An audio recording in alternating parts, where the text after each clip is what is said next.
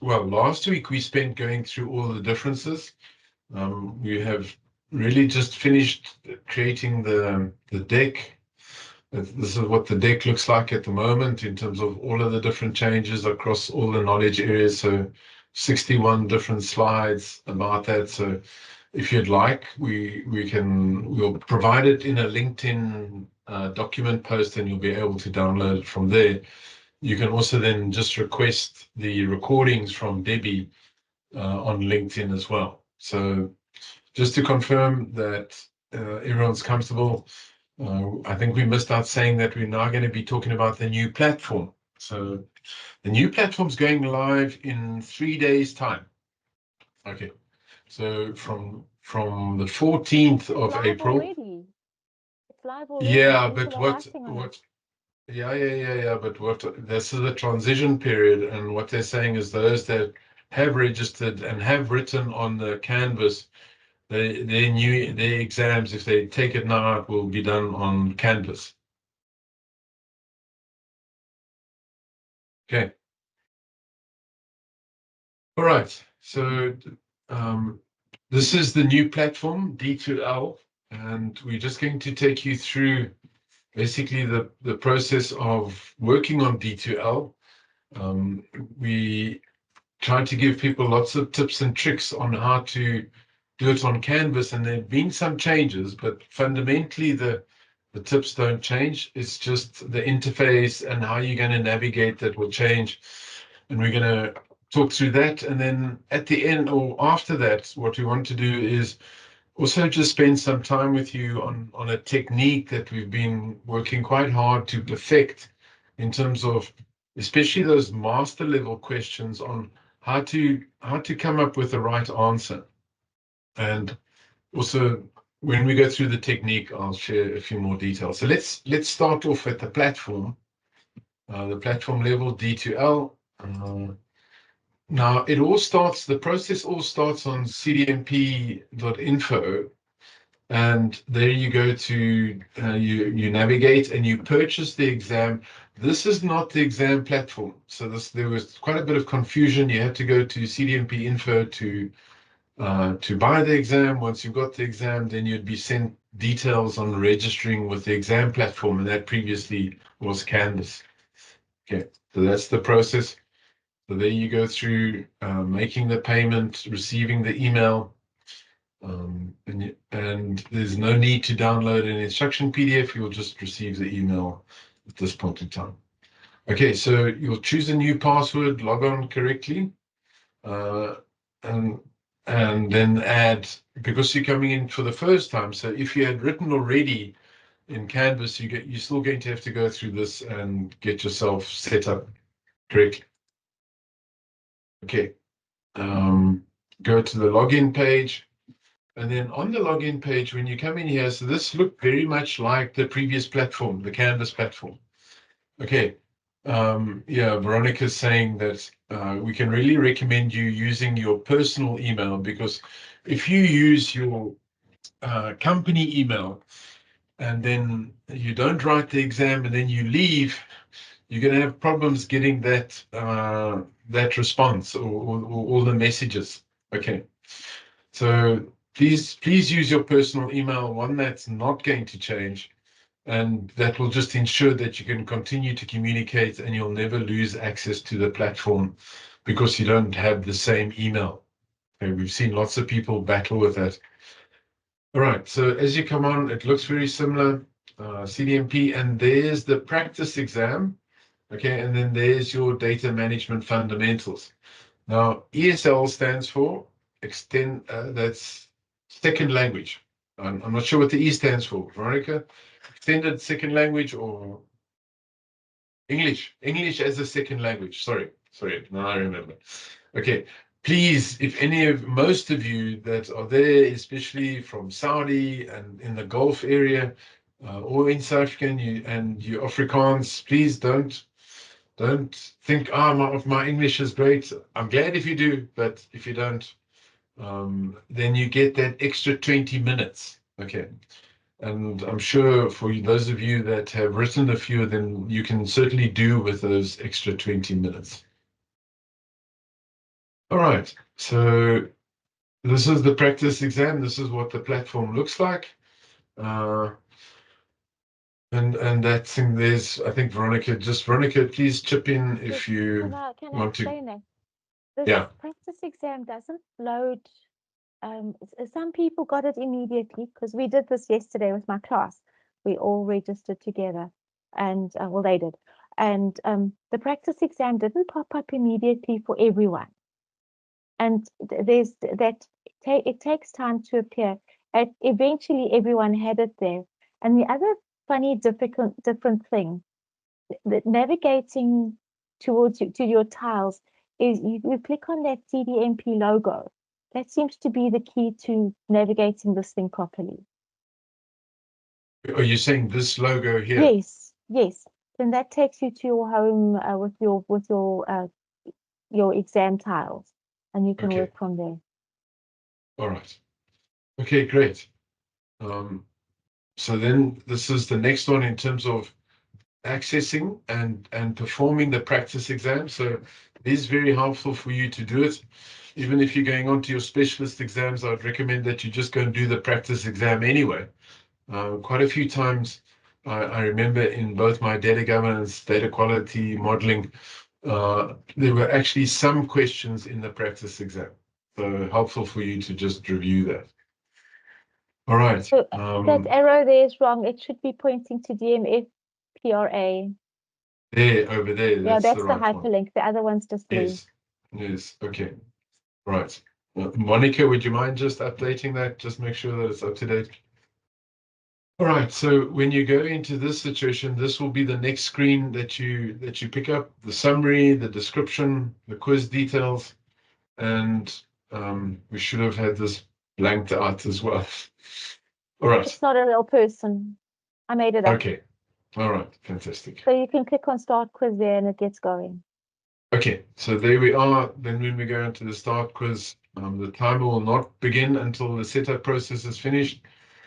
Okay, and then that also sometimes includes the on-the-lock, making sure that on-the-lock is sorted out. So that whole on-the-lock process remains the same. Veronica, that's the correct interpretation.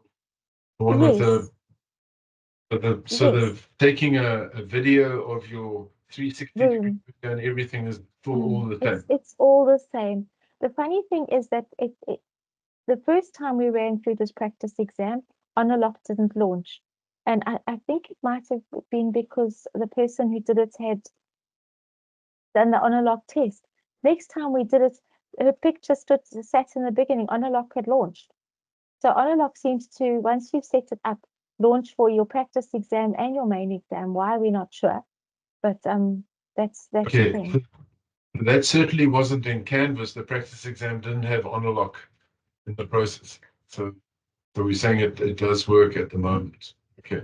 Well, it is on-a-lock's working on the practice exam as well. Yes, but the setup for Unlock is exactly the same. Take a picture of your face, make Unlock, agree to terms and conditions, picture of face, picture of photo ID, room scan, and then allow Unlock access, permission to record your screen. Okay. All right, good. So the navigation of the quiz, some interesting changes on the navigation. Here we can see that you've actually got a display of the pages on the quiz and which questions you've answered. If there's a tick, it means you've answered the questions. Okay. But you can also click on an existing question and it will jump to that question. Right. What it doesn't have is the flagging. Okay, so it doesn't have the flagging ability to say, oh, remember Veronica's technique where she said, if you don't know and you're not sure, guess and flag and then move on. Okay. Now here's a bit of a challenge, but we will talk to a little bit later in terms of saying revising that process. You just need to write down, but you still need to guess. Okay. So don't not guess and run along, and then you run into this problem of not having answered anything. Does the picture ID accept IDs from non-sub? Yes, William, it's actually, remember, this is for everybody. This is the international platform. So it requires identification. It can be passports, it can be ID numbers. So there's no difference in that. That's correct, Veronica. I mean, you just need to show them the ID number.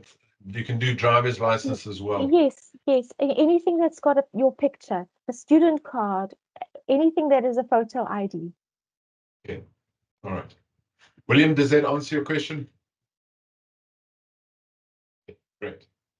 Okay, so this is basically the way it looks at the moment. We are busy evaluating the platform as well, and I can certainly tell you that this D2L has a lot more functionality when it comes to different question types. So we certainly feel that, when it comes to the October refresh, so just to remind you, in October of this year, they will start, all the quizzes will now refer to the DMBOK R2, the new version. Okay, so please remember to make sure, or try to get it done now before that if you've done any studying, if not afterwards. So yes, there's graphic capabilities. I've seen the graphics, and there's also moving questions and associating questions and answers, so which ones compare, that you can have these comparison questions as well. Okay. Any questions on the navigation? So the only problem here is, please remember, there's no flagging. So you don't see on your right-hand side, you don't see the set of questions that you flagged and unflagged to see how you're progressing with that list. Right. Okay, all right, so let's move on. So submitting the exam, there's a little bit, we're not 100% sure. We actually need to test it tonight to see whether there's an auto submission. Okay, so that's why we're saying we need to clarify whether it submits automatically. You'll see the time or the clock on the right-hand side, and it also tells you that you're halfway through. And there's some comments there saying that there will be some penalties if you don't submit the quiz on time. So that's always the difficult one. What does some penalties mean? How do they do that? We're trying to get further clarification on that. So Don, yes, planning to sit the exam in April. This will be done in the new platform. So, and then Don, have you done the fundamentals already on Canvas, or is this going to be the fundamentals on Canvas? Or fundamentals, the first exam? Yeah, basically there's Veronica saying, if you haven't done any exams before, you have to write on the new platform. Okay, so Don, you're going to have to write on this platform. Okay.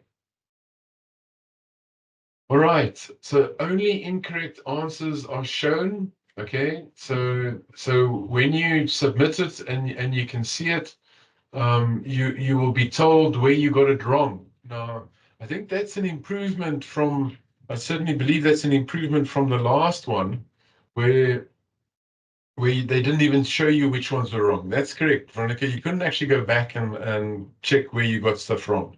No, you could. On the practice exam, they gave you the whole exam. Okay. So you could see your right answers and your wrong answers. They're not going to show you, when you do the main exam, they won't show you where you went wrong. This is for the practice exam. Okay, so the main exam, right. Main exam, they don't show you whether you got right or wrong. Practice exam, they show you where you got it wrong, but they don't tell you what the right answer is. They do. It's there. The little arrow shows you the right answer. Okay, but you're saying only incorrect answers are shown. Yes, they don't show. They don't show you the whole test. Okay. On Canvas, they showed you the whole test, the ones that were right and the ones that were wrong, and you had to scroll through the whole thing to find out where you went wrong. Here, it's a lot easier. Okay. All right. So then Veronica or Carolyn asks, is that not only for the practice questions exam? So yes, they'll only give you this on the practice exam. Okay. Cara, did we answer? Did we answer your question? You did. In fact, I think Veronica answered. Thank you so much. Howard. Okay, great.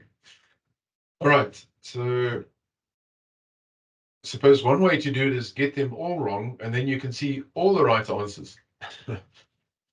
So that's going to be a tricky one. Okay, so Onolock, just to get Onolock going, all right, there were some problems launching Onolock. One or two of Veronica's class members battled to launch it. What the feedback from the CDMP support was is that basically make sure that you clear the cookies and the cache. Okay, and also make sure that you are on Chrome. They're still saying that you have to be on Chrome, and Edge and that are not supported. Yes, Because there's that's an still only Onolock Chrome. issue. It's because Onolock runs in that Chrome extension. Kevin also Yes. said that close all other browsers and try and close most of the other stuff, and then it worked. Okay. So we are seeing in this situation over here that it's actually called the Onolock practice exam, Yes. which has changed from the previous one. It was just a normal data management fundamentals practice exam. And yeah, no, it still looks. They've just changed the name. The Yeah, previous that's what I'm saying. one, it was a little hyperlink right at the bottom of the screen, and now they've put it in the same categories as all the other exams. Okay. All right, great. Okay. Then there's another question here to say that you've asked CDMP support if the exam timer pauses if Onolock detects a problem. But I'm assuming that it's going to be doing the same as what it did on the Canvas platform. That would be the default. Yeah, but remember we did query it because we said it isn't fair, especially if it's not the person's Sure, fault. That but yeah. So we I don't have just an wanted answer. to clarify. He hasn't replied yet for that question. All right. Okay, great. So if we do get an answer, we'll just share that update. All right. So that's sort of the end of the platform, the new platform. Are there any questions on the new platform, the D2L platform? What we're going to go on to next is this exam technique of answering master level questions and trying to work out what's right and what's wrong. Are there any questions on the D2L platform?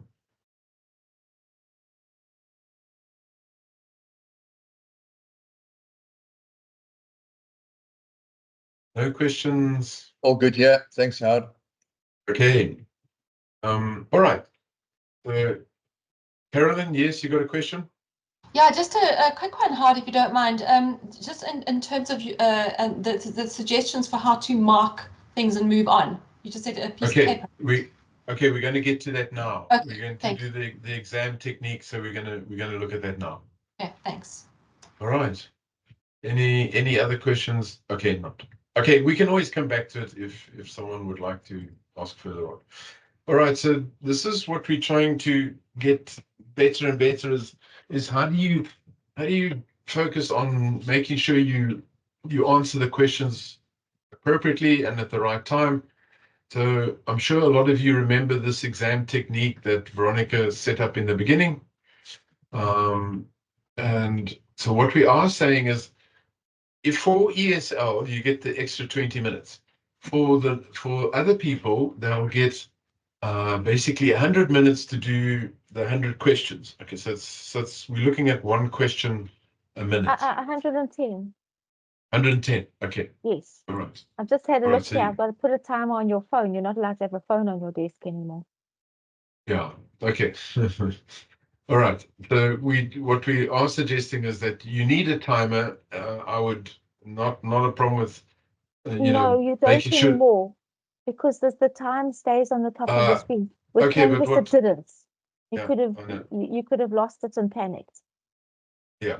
Okay, but what I like to do is have that timer so I can see where I am in terms of that. But that's okay. All right. So basically, make sure you've got. You don't need the timer. Then okay, you can use the one on the right-hand side. If you're busy battling with the question and you're not sure what it is, flag and guess of those that you're unsure. There's no negative marking, so you can keep on going. Okay. Read the questions carefully. Don't rush, especially if they have the not and the false you actually need to just relax, or just to confirm in your head that it's asking the opposite, or the not or the false of it. Okay, eliminate obviously wrong distractors, and we're going to take you into a lot more detail there. Okay, also be wary of words like always and never. Okay, there may be some exceptions, and then be careful of the negative questions. And then once you have been through all the questions, this is jump to flag. So this is out of date. It doesn't get flagged. You actually have to write it down. Okay. Now, I think Veronica may have updated. So here is the strategy. Go through the whole exam as if it was closed book. Get the first one done in 60 minutes. Answer all the questions. The guess may be right and a blank will definitely not be right. Okay, so that's why we're suggesting just guess on that. Write it down and come back to it. There is no flag capability. Only answered questions are ticked. So have a piece of paper and pen handy. You are allowed paper, and write down the numbers of the questions to return to. Okay. Second pass. Okay, we're going to go to the easy lookups first. Okay, now that's not always, now it's a little bit harder in terms of finding which ones are easy. But it's almost, I think, Veronica, we had a set that were going to be easy. The ones, for example, on metadata, technical metadata, business metadata, those that you need to confirm, and you almost need to do the lookup in the DMBOK to confirm that you've got the right answer. Yes. Okay. So those are what we consider to be the easy lookups. In a way, you should have flagged either your PDF version, or you flagged your paper version, or your book version, and go to those ones and get it sorted out. Okay. So metadata, DQ dimensions, GDPR, those kind of things. Yeah. Okay. And then the last bit of the time is going through the questions that require more time. And this is where we want to now start giving you some more tips on how do you deal with the ones that require more time. And so if we come back to the original exam process, that first 60% of the questions, you should be able to find the first 60% of the questions in the DMBOK by looking at the DMBOK. The second 20% of the questions, they can jump around. So, for example, they may be asking you a data modeling related question in data quality, or data quality and data governance, whatever that may be. But these are sort of cross knowledge area questions. And then the fourth, the last 20% are where you probably won't find it in the DMBOK. It is related to a concept in the DMBOK, but you're not going to find it directly.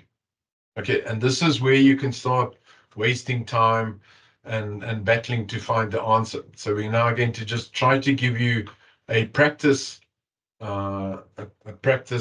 technique that you want to use. For example, in all of the questions on our platform, we've got 219 on data governance, something like 100 or so on data quality, and then also in that of data modeling, we've got quite a few of those as well.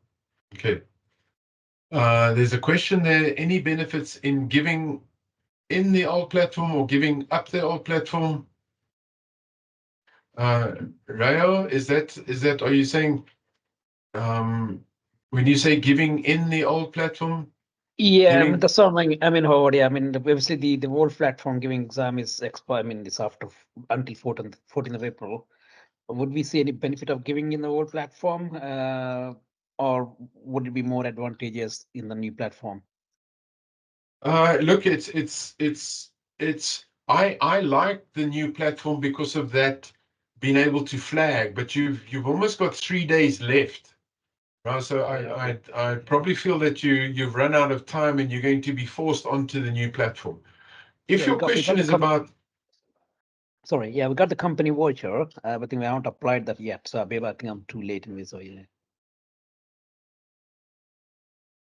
Yeah, I didn't properly hear that in terms of company registration or the company registration. Yeah.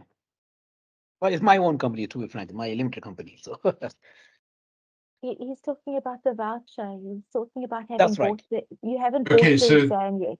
So you will Yes. have to be forced onto the new platform. Got Correct. you. Okay, no worries. Yeah. Correct. 100%. Thank you, Annika.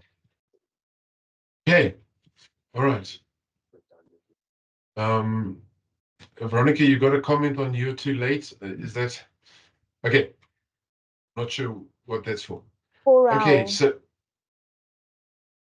now submitting your exam. Okay, so basically, yeah, Rao, you're going to have to do it on the D2L. Okay, so there's no debate. I did just want to confirm that the challenge you're sitting in now is you want to get a lot of it done before October of this year, because that's when they go to the revised edition. Now, I'm sure you've seen there's 61 slides. There's been quite a few mixing up and turning around or changing around.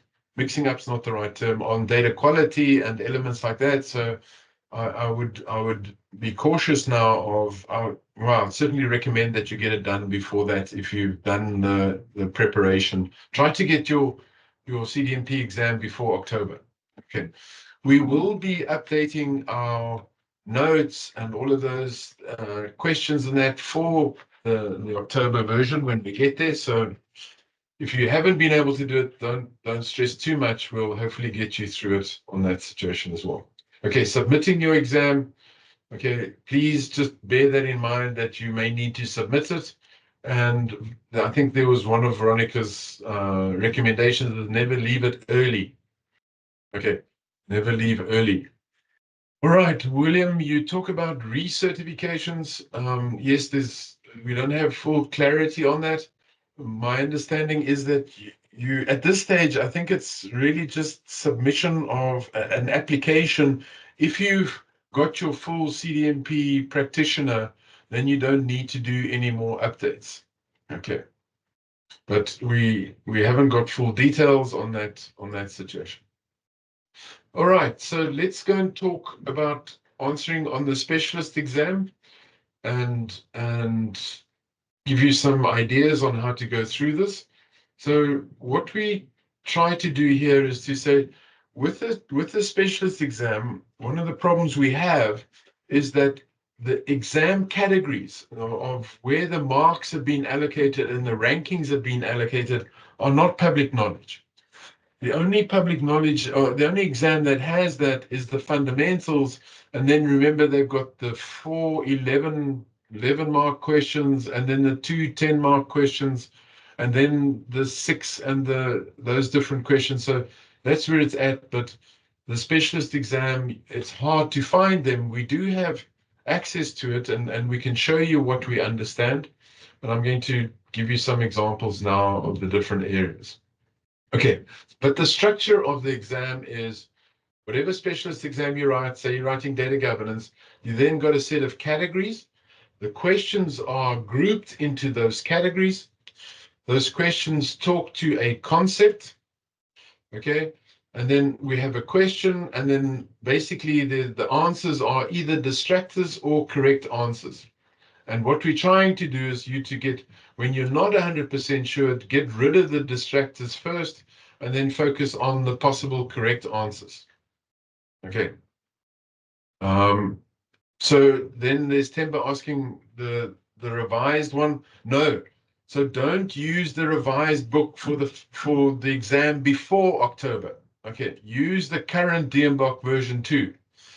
Now, there's a bit of a challenge there in terms of if you haven't bought the DMBOK and you want to buy the DMBOK, they are basically saying that you can't get a version of the DMBOK and you can only get the revised edition. But if you apply at the right time, they will also give you a free copy of DMBOK version 2. Okay. All right, so let's go through these but sorry, questions. can I clarify that? If Rao buys his exam, he should get a copy of DMBOK version 2. No, not the buying it. If you are there, if you're going to do the exam before October, Yes. if you're going to do which them is before October, then you'll apply to them to say, I'm going to write before October. I've got the revised edition, and they will give you the DMBOK version 2, the old edition. okay. We should just put something together for that process, because I think all the people that we bought PDFs for now, they've got the revised.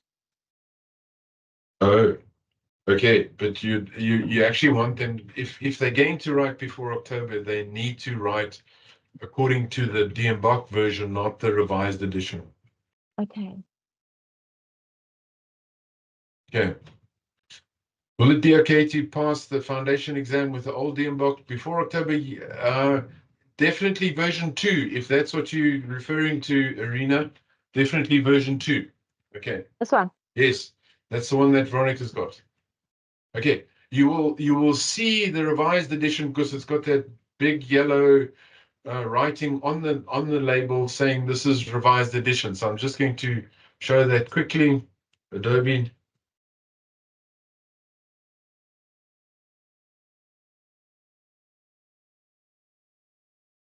Okay, so this is what the revised edition looks like. So the difference between what Veronica showed you and this one is the big yellow or orange thing saying this is the revised edition.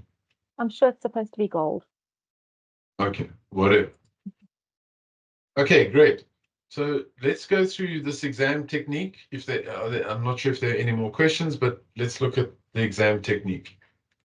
Okay, so if we're in the data quality exam, the specialist exam, CDMP has an error. Okay, not sure what it is. All right, so here's, for example, it's a star on the cover. Okay, so here's a sample question of a data quality one. Now, these tend to be your master level questions. There is no ways that you're going to find you can't do a search on beach inspector, different types, silicon, and stuff like that. You're not going to be able to do a search on this. Okay. And then the question is, what data quality dimension is in discussion here? Okay, so what I wanted to go just before we go through the technique, here is this is from Chris Bradley, and here are the exam categories for data quality: activities, business case, dimensions, fit for purpose. And what I've tried to do here is to say that these questions are basically answered by the context diagram and section 2.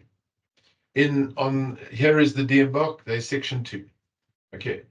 And so we've gone through this process. Now, if you look at this category 2, which is the DQ business case, it doesn't exist in the DMBOK, in the table of contents.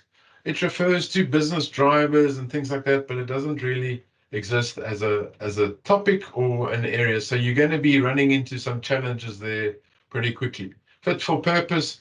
Yes, there's a statement that it's fit for purpose or fit for consumption or the consumers, but again, it's not. I can't take you to a specific area in the DMBOK to say where you get it from. Okay, so those are the other areas. All right, so this is what we've done is we've gone through all these categories and gone through and listed all of the concepts that relate to the category. Okay, so there you can see business case, business need, business requirements, okay, DQ exceptions. Now, I am in the process of building a Power BI that we'll share with you that will show you, okay, here, this is for data governance.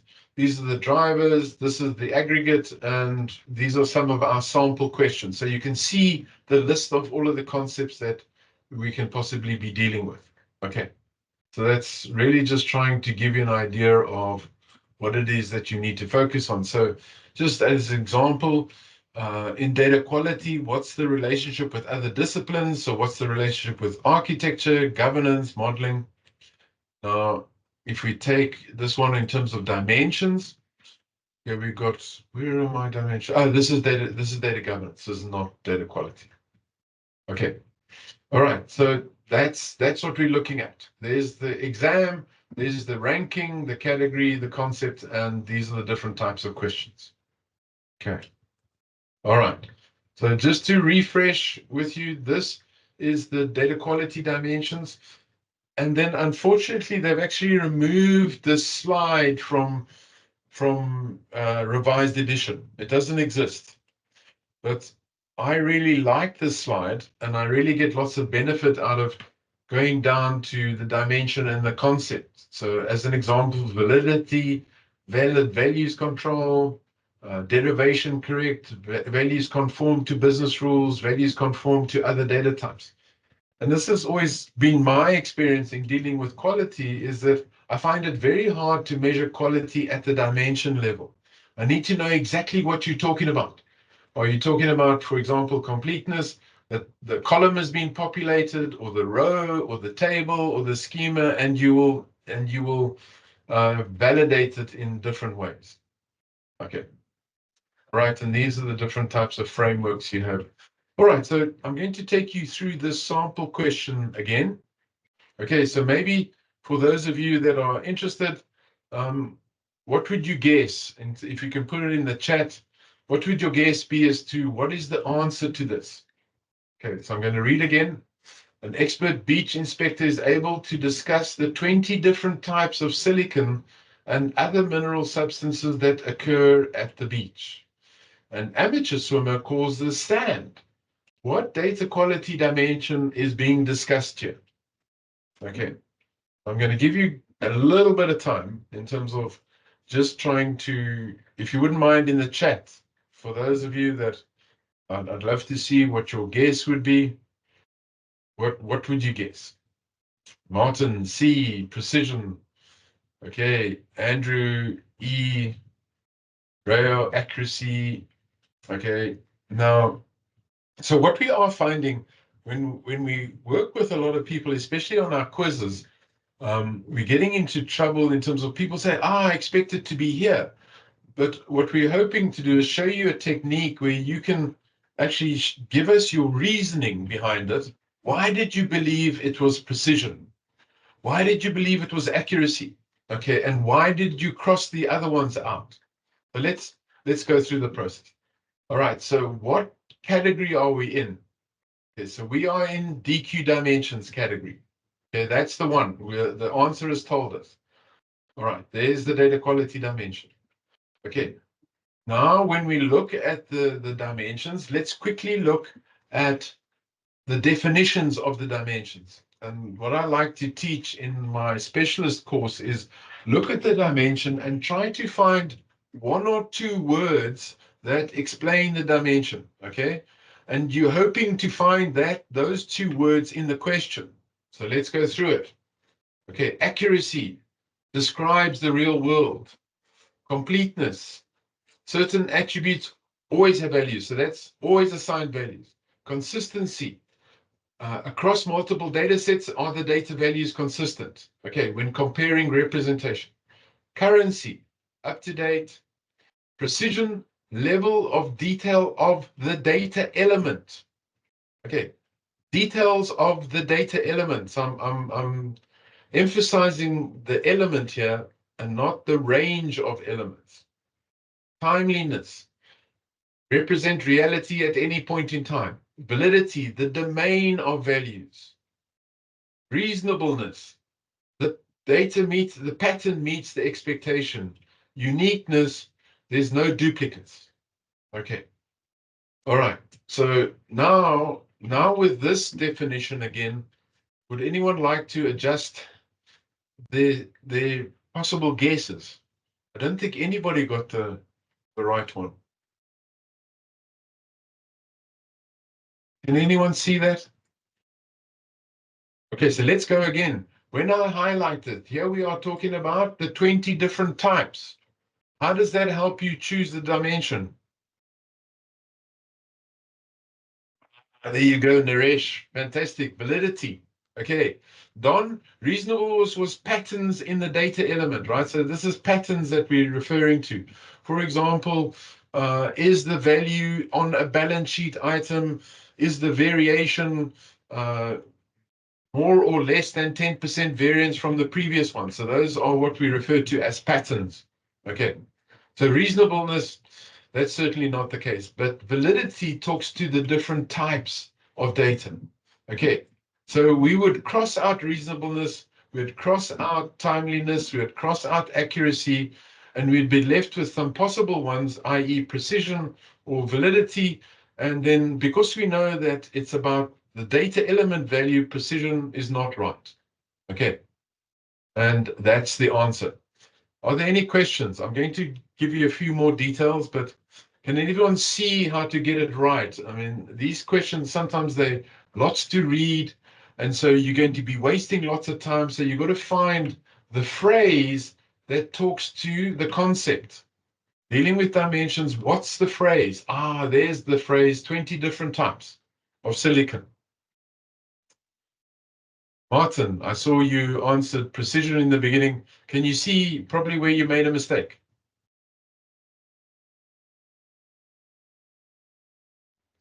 Sorry, actually, no, I would like to see the definition of validity again. No, yeah, just to see where was my mistake. Okay, so validity talks about a domain of values, okay?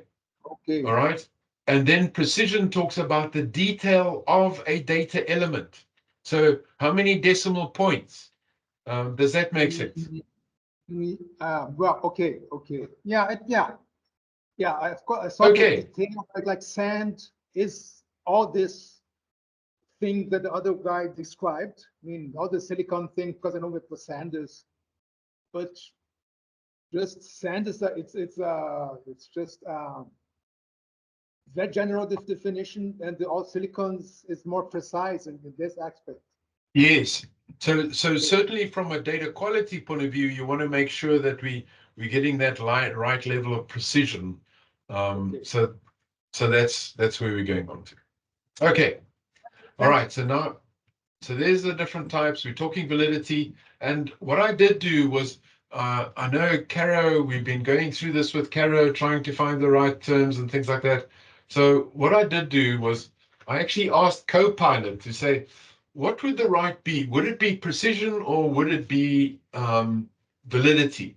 And I really liked this answer that Copilot came up, and it gave me other references. So I was able to check the web reference. So saying, remember, when it comes to precision, it doesn't directly address permissible values themselves. It focuses on the number of decimal places, significant figures, granularity, rounding, and ensures that the data is appropriately represented without unnecessary complexity. So, and then when we look at the definition of validity, it's defining the permissible data values. Now, that may be sand as permissible, and that's the only one, or the 20 values of that the expert talks about. Can you see there again, Martin, how we've differentiated that? Fantastic. Okay. All right. Now, this one, I'm going to skip this one and I'll come back to it, if that's okay with you. I just want to give you maybe some better examples of how we do it. So here's an example of this. And you'll actually see the correct answer. So I can't ask you to check, but precision is not specialization. Okay, yeah. So William is actually using in terms of the different types, that's a data modeling term, which is called specialization. So precision is not specialization. Okay, so let's have a look at this. Mapping requirements and rules for moving data from source to target enabled. So let's ask a few of the, what knowledge area are we dealing with here? Who can tell me the knowledge area that this question is based on? Quickly, can anyone tell me? Data warehousing, that's version 1. Okay, Andrew, fantastic. He's got DI and Williams. So this is actually data integration and interoperability. That's DII. Okay, now you're jumping a little bit further there. ETL is the concept within EII, collect. So first of all, get the knowledge area right, and then get the concept. All right, so we're talking about extract, transform, and load. So those are who said data lineage. Okay, Naresh, you're not seeing any data lineage issues here, right? So you're not really seeing data lineage. And also to remember that a lot of the times data lineage was spoken about in metadata. Okay, that's the area that you're focusing on. So we've got the right knowledge area. It is DII, data integration interoperability. Now we go to the concept. What concept are we referring to? It's ETL. Okay, extract, transfer, and load. So it's not really a data lake where you go ELT. This is ETL. Okay. So now we're talking about mapping requirements and rules. And we say, okay, which are the possible ones? So if we look at it in terms of the concept, we can scratch out these two, right? Which are, let's just go back there, backups and analysis. So backups and analysis, oh, this is wrong. I don't know what's happened here. The write-ups are wrong. Okay, so let's go through the backups and analysis. This backups is part of database operations and storage, and analysis is part of BI. Okay, so they're not in the right knowledge area, and they're not part of that concept. So you've got two out. Okay. Then we go into the next possible. It's either extract, transform, and load. Now, I'm sure you know that extract comes before transformation, and extract has nothing to do with mapping requirements. Okay, so you can cross out extract. Okay. Transformation is business rules. Okay, so now we've got this one and this one, but you can see that, I mean, you're lucky you can see that it's wrong. So why is it wrong? Okay, can anyone tell me, can anyone offer an answer here in terms of why is transformation wrong and load is correct?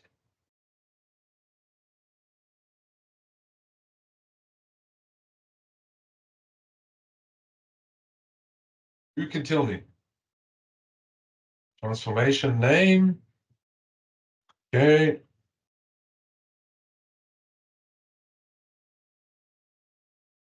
Okay, not many people are getting it. William? Yes. Okay, so look at this. There's a statement here called, what does it enable? Mapping requirements and source to target enables the loading of the data. Okay, the key is enables. There's Caro saying 100% correct. What does it enable? It enables the loading of the data. Okay. All right. Can I just jump in there? That reading the question is just so important, because you're in a rush, and as you're running through that, you see that mapping requirements and transformation. You have to read the whole question properly, because that word enables is the thing that points us to load. Up until you get to enables, you think transformation is the right answer, but enables is the key there. Okay, great, fantastic. Thanks, Veronica. I think it is so important, and what we've you haven't read the DMBOK, Martin. We're gonna have to give a special reading for you. Okay. All right. So just to go through what Veronica is saying is, what I like to do is, you see the concept, okay, then start crossing off the ones that don't make sense, the distractors. Then you're left with a set of possibles, and then you want to go and refine that in terms of what other words are being used here to explain this to you. Okay, so now let's go through this again. So can the people tell me, this data lineage tools enables a user, what knowledge area are we in? Who can explain the knowledge area?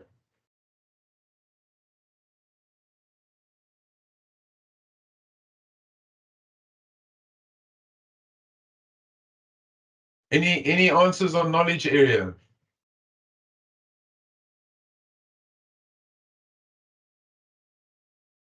Is it data architecture? Is it data modeling? Is it DII? It's metadata. Okay, fantastic. So that's our first one. Okay.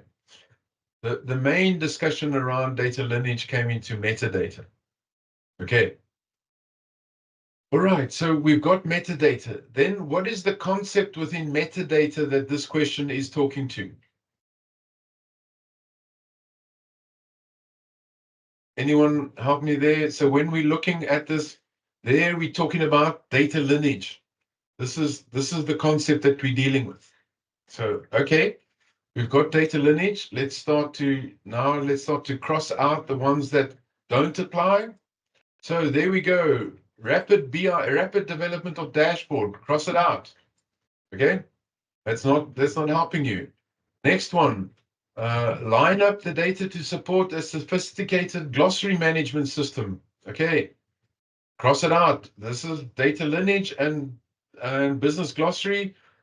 There is a relationship. I mean, you should be able to navigate from the glossary to the dictionary to where the data set is being used, but there's a big gap there. Okay, so that's not going to be an appropriate one. Okay, so now we left with three possibles.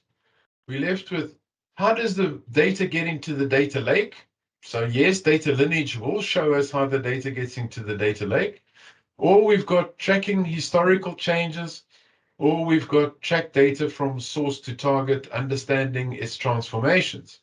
Okay, so now I've got three possibles, but I've got to go a little bit further. I've got to start to find, it is referring to what does it enable the user to do? So what are we enabling the business data steward to do in this scenario? Okay, so let's also then start ruling it out. So yes, it is possible to visualize, but data lineage is not just about getting the data into the data lake. Okay, data lineage is getting the data from the outside or from an external system into the data lake, into staging, into data warehouse, into the data mart, onto the report. That's the data lineage from source to target. It's that whole movement. Okay. Just confirming that that's making sense. So you're happy that I crossed that out? Is there anyone that feels that I shouldn't have crossed that out? And remember, this is where we're going to, yes, it's possible, it may be, but it's not the best answer. Okay, then we go to this one. So yes, I could spend a whole lot of time looking at my data lineage to understand its transformations, but that's not really what a data lineage tool or the metadata is all about. That is best understood in the transformation tool or in the ETL tool, SSIS, Ab initio, in terms of that situation. How do you do the actual mappings and the movement of the data? So data lineage is showing you the movement and what actually happened to the data. That will actually say this went from this value to that value. Okay, but what actually had all the mapping rules in that, that's not really part of a data lineage tool. So we left with one. Okay, we left with the historical changes to the data value. There's an answer. So if we summarize that, we've got, it's in metadata, the concept is lineage. We can cross out rapid development and glossary. What are the possibles? We then go and find, it's enabling a user. They're talking about the user who looks at this. Okay. Okay, so there's Rao said historic changes is provenance. Okay, not exactly. Provenance is talking about the individual or the entity that sent you the data. Okay, and that provenance relates a lot to data quality, and it relates a lot to quality to say, in some cases, you can't check the quality of the data set, but you can check the quality of the corporation or the individual that sent you data. Okay, Raul, does that, are you happy with that? Okay, fantastic. So let's go through. Enables the user. So now we can start crossing out. Visualize data lake. Now it's got, I mean, yes, it helps them, but it's not from start to end. It's not only the data lake. Understand the transformation. That's typically your data engineer and your ETL tool where you find it. So it's not that the movement or the changes. So I just want to go back. So it's not understanding the transformation that you'll do in your ETL tool. And then, so the only one left is is tracking historical changes. Okay. Okay, fantastic. And okay, let's see if we can do another one. This is a trick question. We found this one to be quite confusing. So let's have a look at this. Legislation and regulation for information security focuses on the and not the. Okay, so also a little bit tricky in terms of, so basically the first one is on the ends and not the means, or does it focus on the technology and not the data and not the technology, or the organization and not the data? So first of all, quickly, can you tell me, and I think I may have given it away, which knowledge area are we in?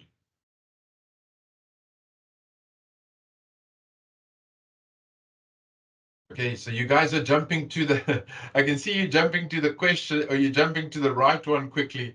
I'm trying to say, try to slow down, because jumping to that one is a problem. Okay. All right, so Naresh, data security, 100%. Okay, William, 100%. Security is what we're dealing with. Okay, what is the concept that we're dealing with? Which concept? Can anyone tell me quickly the concept that you'll find in information security? It's regulation.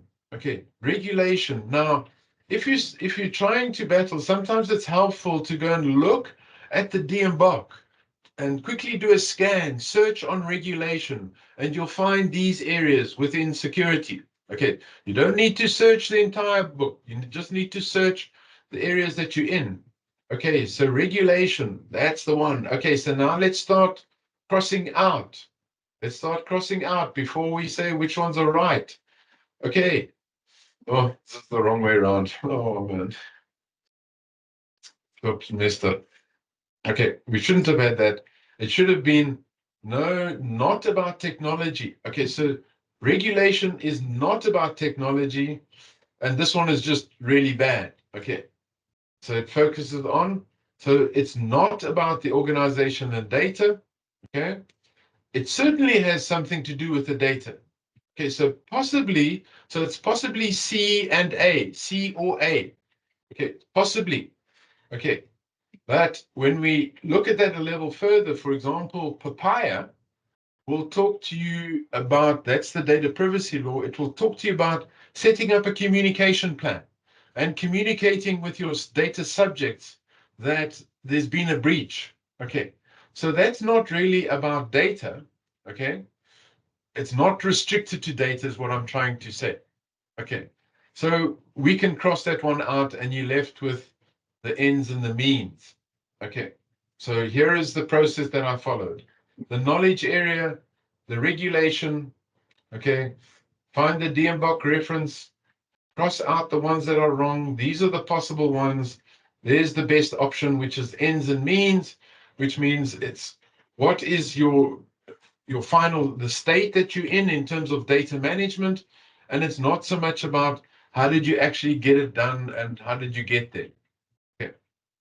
So that's why the ends and means is right and data and technology is wrong.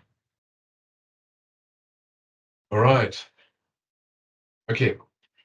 So I want to do data modeling, but I'm a little bit scared that the animation has gone funny for some reason. Okay, if we here's an example here.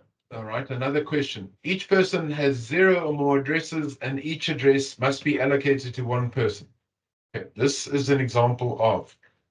So who can help me here in terms of, okay, we know it's data modeling and we understand the concept is relationships. All right. Okay, now it's also important here. Remember these relationships, you also describe them in data quality. Data quality in terms of referential integrity, and that will also refer to relationships. Okay, so here we have Naresh, A, so it's A or D. Okay, and Veronica's bringing it about is the concept we're talking about is there's this thing of cardinality and relationships. Okay, all right. So now let's look at the concept relationship. Now we've got to be a little bit careful with this relationship. Okay. And because cardinality we're referring to here is cardinality is there we can see cardinality, the choices are simple, 0, 1, or many. Okay. All right. So I don't believe that the concept is cardinality. I believe the concept is relationship types, the types of relationships. Okay. And so when we look at the types of relationships, we either have a one-to-many, a one-to-one, a many-to-one, and a many-to-many. So those are the possible options. So we can cross out 0 to many in this one. And there's another example of the relationship types, and there's a reference to Blaha, who wrote the book in 2013, sorry. So it's either a one-to-one, a one-to-many, or a many-to-many. Okay, so now we need to start crossing out. Okay, so we want to cross out the first one, A, because we can see here we got 0 or more addresses. So we can cross out a one-to-one. Okay, going back, there is a one person, but going the other way, it's 0 or more. So it can't be a one-to-one. So we cross that one out. Many-to-many, it can't be a many-to-many because there's one person. Okay, so it can't be B. Jacob, can you see that? It can't be B?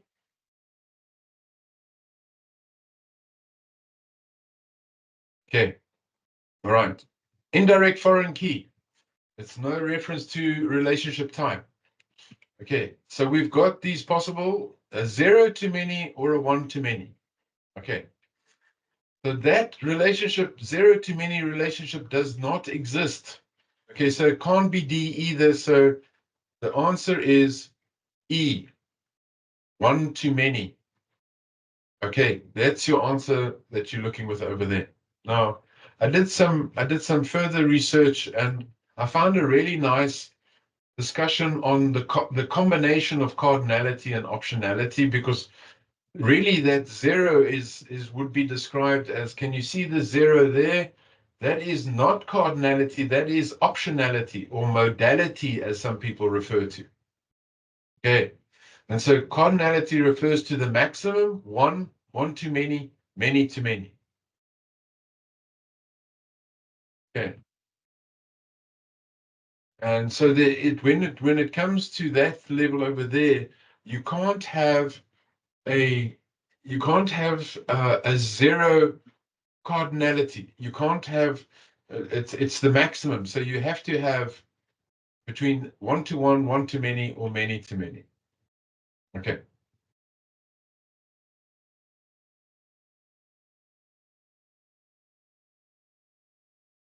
We also know that cardinality refers to on both sides. So it's actually on this side and this side, but now we're talking about the relationship or the association between husband and wife. What are we referring to?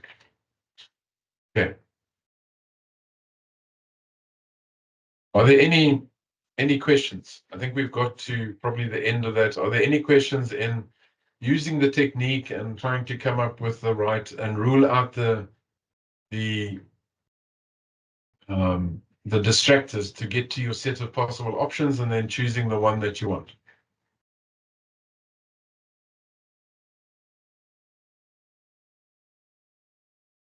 Okay, so just some of the other stuff that we had, for example, here in data governance, what I tried to do is just show you what the categories are. It's really important for you to understand the categories. And within the categories, these are the concepts within those categories. There's your ranking.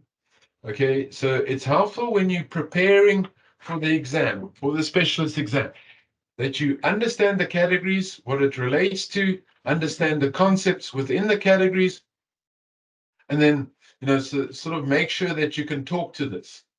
Okay, so for example, best practices. What is the data governance role in data science? Okay, key principles of ethics.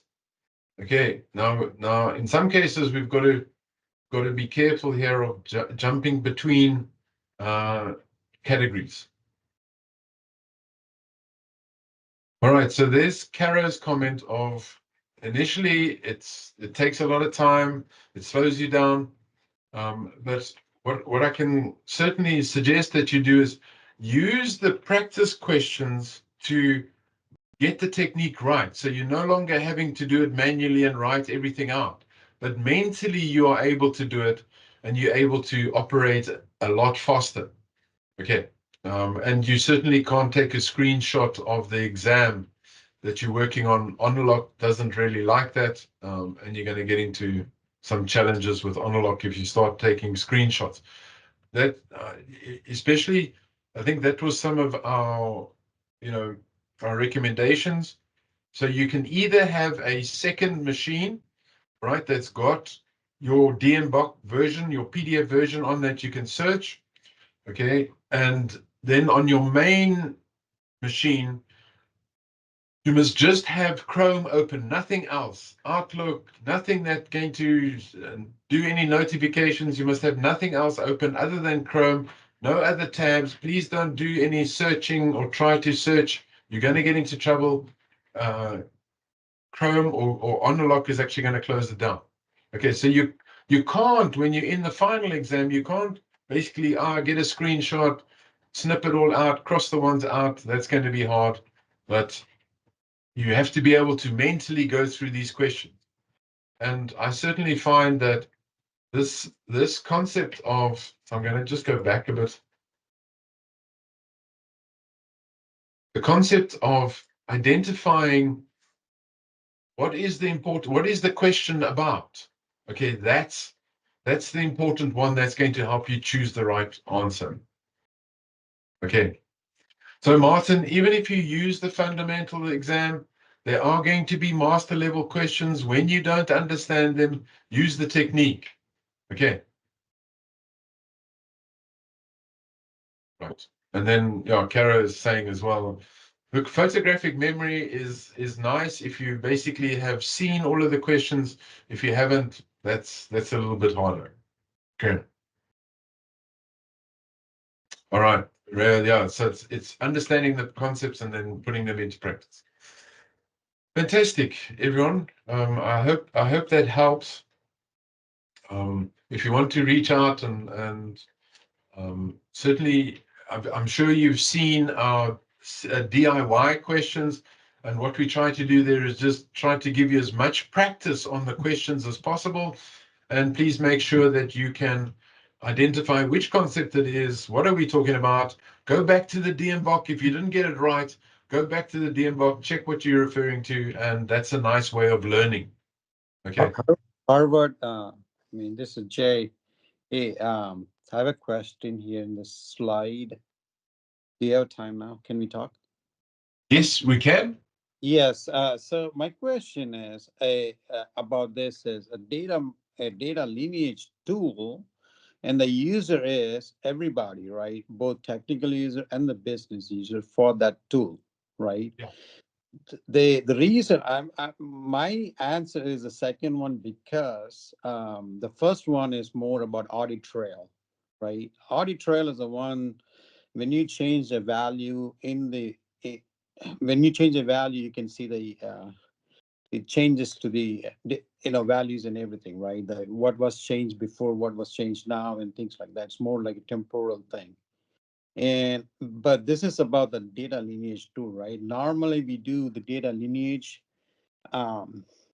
is to see the transformation between the source and target. Okay, so let me just Yeah. pause you there, Jai. Yeah. So you have the data lineage tool is not the same as a tool, for example, on SSIL or SSIS that helps you do the transformations, that you help implement the transformation rules. Okay. So let's be clear on that. The lineage tool is just showing you the movement of data and the changes of the data value as it moves. Okay. And then also over time, what the value has changed. Okay. So when we talk about a transformation tool, that's typically an ETL tool, data stage, or things like that, that actually the data engineer gets in there and codes the transformation rules as defined by the business. When you look at the data lineage, which is the metadata that was collected about the movement, it's not the transformation process that the engineer has programmed. Okay. Okay. Now, the reason I mean, I've got some experience on BCBS where you have to, where the CFO has to sign that all the transformations done have been done according to the business rules, and there haven't been any funny transformations that happened in between. So that's what the banks, the central bank tries to work on, is saying, show me where these transformations have happened and are they according to rules, especially when you're looking at risk data. So they're getting high-level executives to sign off to say that there wasn't any fiddling. No one adjusted the value of my risk products, how much credit I earn and stuff like that. Okay, so these data lineage tools are almost enabling our end users to understand what has happened in the process from the source to the target, and especially on doing some form of root cause analysis on what actually happened. Yeah. Okay. All right. Howard, sorry. In Power BI, you've got you can view the data lineage in the semantic model, and that just kind of shows you where the data has come from, but it doesn't give you the data values, as far as I know. And that's what Yes, misled me. correct. So Yeah, Power If you BI use will only give you. Colibra, doesn't give any, I mean, if you use Colibra, it just gives you the transformation, overall. Because, all right. Yeah, that's what. Yeah. So let's go to Power BI quickly in terms of that. And now what you are actually referring to is that there's a dependency diagram. Yes, Where you actually can see, yeah, so it's actually more of what data set is dependent on the other, and what was the sort of that thing that came along, and I'm battling to find it, but I know it's view. It may not go right to the the parent source in the Power BI. It will go up to the presentation layer where the data come from. But any data that transformed from source to the presentation layer, that is about the ETL tool which captures it, not the Power BI, because Power BI is more of a semantic. Yes, correct. It's in the online service where you view it. I don't know if you can view it here. You can actually, yeah, I think I found it here the other day. Okay. Other day I found it exactly where it was. Yeah, but I know what you're talking about. But they almost talk about dependencies of the data sets. Okay, so almost the data sets that we create, and they're sort of mapping all of these. So all of these data sets that I create. There we go. Query dependencies. That's the one you're talking about. No. I'm speaking about in the online. Oh. It's similar though, but I suppose it's similar. I suppose it is kind of that. Okay. Okay, but it is it's almost a dependency. It's a flow almost of where the data's come from. Yeah. So again, here we're not really seeing the transformations. We're seeing the almost the movement of the data, but not, as you're saying, not the change to values. Correct, which is I mean, you're going to need a tool that's a lot more cleverer than that one. Sophisticated. Okay, thanks. Okay, fantastic. All right, guys, thank you very much. Thanks, Veronica, for helping on the detail of the. So those are the two things. Okay, make sure you know how to get the distractors out and focus on the best possible options, and then just practice that technique. Okay. Thank you very much. Thank you. That snip that I just put in the chat, right? This is why reading the dictionary is so very helpful. Yeah. Because you can see Business it's talking professional, about knowledge workers. It's talking about worker. Right. That's your context, right? And that's why reading that is so important. So I suggest that if you're going to do this seriously, get the dictionary as well. Yep, you're 100% correct. Now, if you guys are looking for the dictionary, I've got an Excel version of the dictionary, and so you can find and navigate those terms a lot better. Yes, please. Okay, so it's this one here. I've actually got it on Quizlet as well. I don't know if you've You want to pop the URL in for me, or you want to put it on yeah, I'll actually show you Messenger now. to LinkedIn or what? Is data management terminology, and I've also added a whole lot of statistics and data science terminology. So here, if you go here, there's a example of the links to all of the data management A terms. Okay, so we've got term A, where's the knowledge area? So this is all in Excel that this works in that situation. So, for Is that example, if something we go, available to us? it depends on how nice you are to me. You know I'm Okay. nice to you. Okay, so here's, for example, the whole Quizlet, and there's some nice things of asking what's the alert. Okay, that's what alert means. And of course, you can find the U for user alias, and there's your terminology if you need to know. That's really smart. So how nice Okay. do I have to be to you? I'll think about it tonight, and then I'll give you an answer tomorrow morning. You're gonna message me on LinkedIn? Yeah. Is this for everyone or just for William? You see, you put yourself into a difficult situation now. Yeah. Okay, no worries. Okay.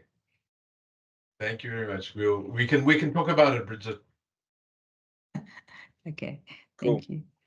On your pay site somewhere, Howard. Yeah. Buy me a cup of coffee. The only challenge is that part of what you've got there is, of course, Dharma stuff. So somewhere as a balance. Yeah. So that's Anyway, yeah, let it us is that we just need to make sure that is attributed to the Dama dictionary. Yeah. Yeah, 100%. Okay.